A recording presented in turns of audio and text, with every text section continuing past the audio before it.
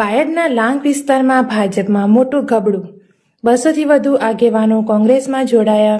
અરવલ્લી જિલ્લાના બાયડ તાલુકાના લાંગ તાલુકા પંચાયત વિસ્તારમાં ભારતીય જનતા પાર્ટીને મોટો રાજકીય ફટકો પડ્યો છે.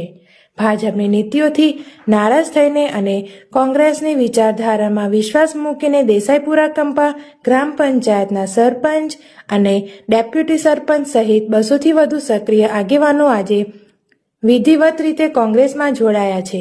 અરવલ્લી જિલ્લા કોંગ્રેસ સમિતિના પ્રમુખ અરુણભાઈ પટેલના અધ્યક્ષ સ્થાને યોજાયેલા કાર્યક્રમમાં આ પક્ષ પરિવર્તન થયું હતું, જેમાં દેસાઈપુરા ગ્રામ પંચાયતના સરપંચ કેશાજી ઠાકોર, ડેપ્યુટી સરપંચ દીપેશભાઈ પટેલ, લાંગના પૂર્વ સરપંચ કાળુસિંહ ઝાલા, કેસરીસિંહ ઝાલા, ભેમસિંહ ઝાલા, શનસિંહ ઝાલા, મહેશ ઝાલા તથા મોહનજી રાઠોડ સહિતના 200થી વધુ કાર્યકરોએ કેસરીઓ ત્યાગી કોંગ્રેસનો પંજો પકડ્યો હતો. તમામ આગેવાનોને કોંગ્રેસનો ખેસ પહેરાવી પક્ષમાં આવકારી અભિનંદન પાઠવ્યા હતા.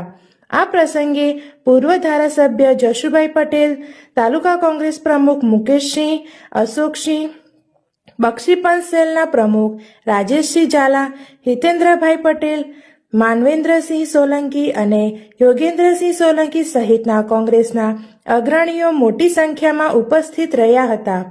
જિલ્લા પ્રમુખ જણાવ્યું હતું કે આજે મોટી સંખ્યામાં જનપ્રતિનિધિઓ અને પાયાના કાર્યકરો કોંગ્રેસમાં જોડાયા છે, જેનાથી પક્ષને આ વિસ્તારમાં નવી મજબૂતી મળી છે.